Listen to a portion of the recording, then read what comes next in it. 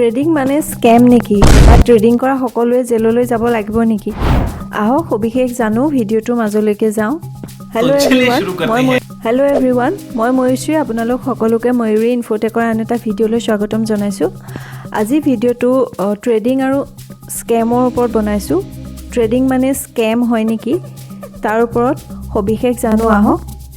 বৰ্তমান আজি অলপ দিনৰ পৰা আমি দেখা পাই আছোঁ ট্ৰেডিং মানে স্কেম বুলি মানুহৰ মাজত এটা ধাৰণা হৈছে বা ট্ৰেডিং কৰা সকলোৱে জেললৈ যাব লাগিব, এনেকুৱা ধৰণৰ নিউজ পাই থকা গৈছে।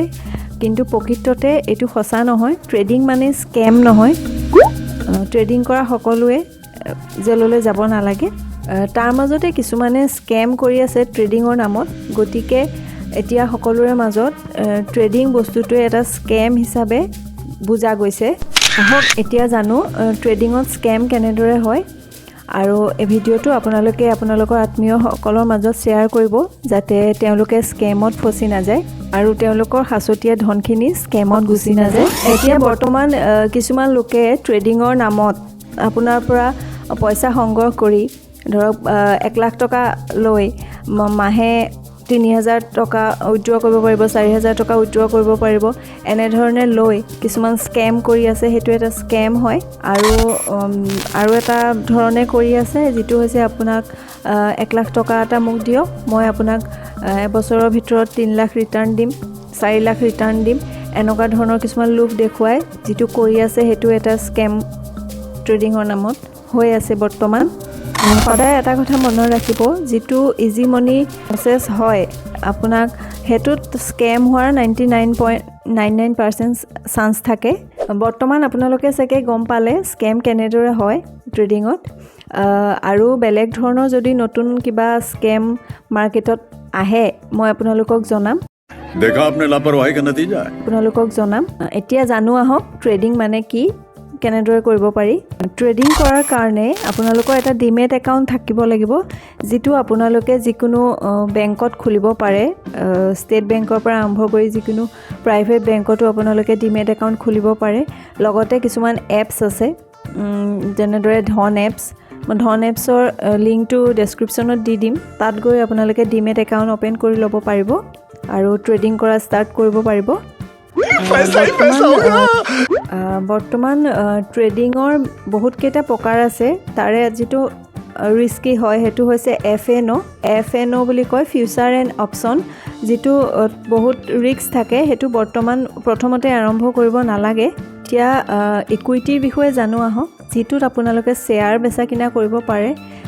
যিকোনো বেংকৰ, state bank of India, ICICI bank, HDFC bank, যিকোনো ডাঙৰ ডাঙৰ কোম্পানী, ডাবৰ কোম্পানী, এইবিলাকৰ শ্বেয়াৰ বেচা কিনা কৰিব পাৰে, যিটো ইকুইটি ট্ৰেডিং বুলি কোৱা হয়। ইয়াত আপোনালোকে দুটা ধৰণে কৰিব পাৰে। এটা লং টাৰ্ম, যিটোত আপোনালোকে শ্বেয়াৰ কিনি বেছি দিনৰ কাৰণে হোল্ড কৰিব পাৰে, 1 বছৰ 2 বছৰ এনেকুৱা ধৰণৰ সময়ৰ কাৰণে হোল্ড কৰি ৰাখিব পাৰে।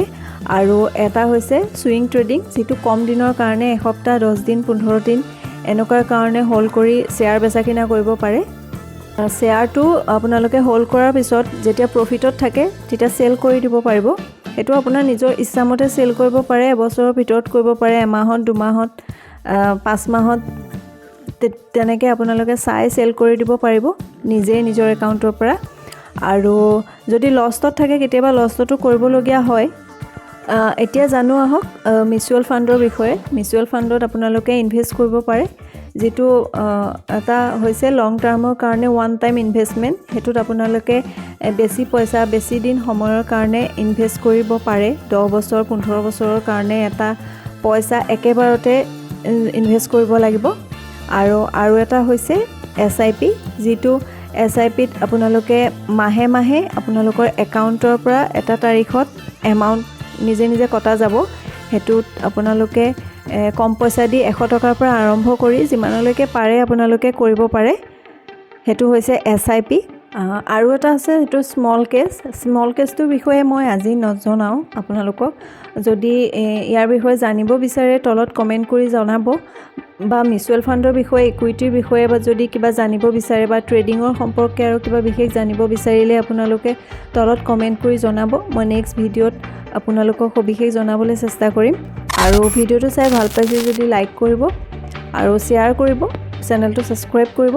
আজিৰ কাৰণে ইমানেই। Thank U.